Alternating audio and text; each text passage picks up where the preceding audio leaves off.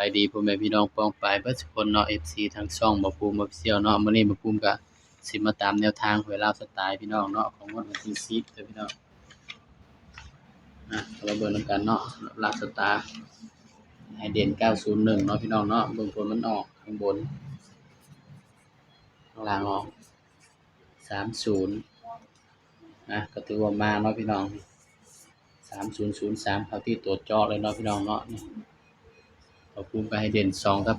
ให้เด่น0กับ1เนาะพี่น้องเนาะนี่ก็เข้าที่ตัวเจาะเลยแหม14ออก24พี่น้อง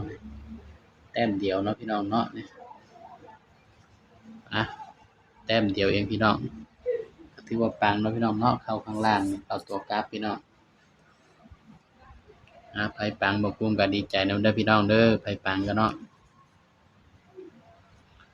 เพราะฉะนั้นก็ไปตามกันต่อเนาะพี่น้องเนาะของงวดวันที่11เนาะพี่น้องเนาะบัดนี้งวดวันศุกร์เนาะวันที่11เมษายนเนาะพี่น้องสำหรับแนวทางเนาะ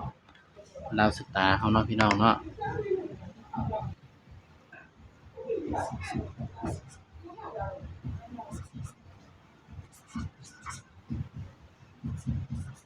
สำหรับวันนี้ไผปังก็ดีใจนำเนาะพี่น้องเนาะสำหรับ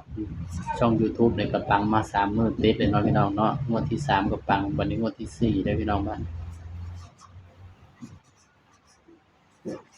เข้ามา3มื้อติดเลยเนาะพี่น้องเนาะสำหรับศูนย์นี่ก็ถือว่าเดินดีเนาะพี่น้องมันยังเดินอยู่เฮาก็ต้องใช้มันต่อไปเนาะพี่น้องเนาะสำหรับเจ้าคู่นี่ก็บ่หลายเด้อพี่น้อง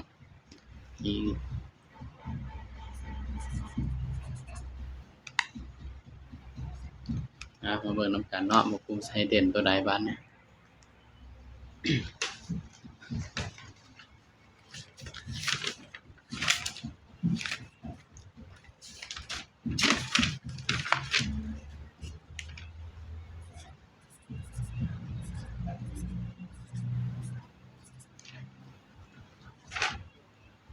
ตามสูตรเนาะพี่น้องเนาะตามสูตรมันก็ได้เด่นพี่น้อง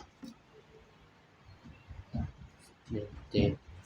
18 19สำหรับเด่นเนาะอาจจะให้เด่นไปที่7กับ8เนาะพี่น้องเนาะ9คือตัวรองเนาะพี่น้องสำหรับตัวเด่นเนาะพี่น้องเนาะนี่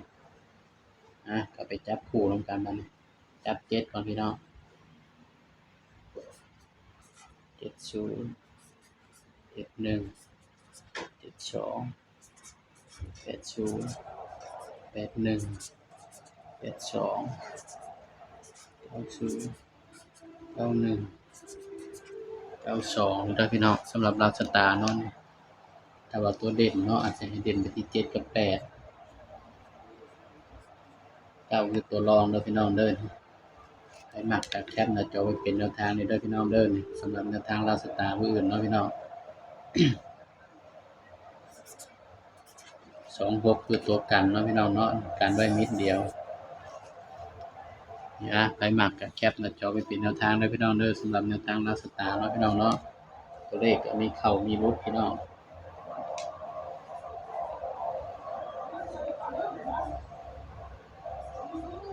ชุด3ตัวมิดเดียวพี่น้อง680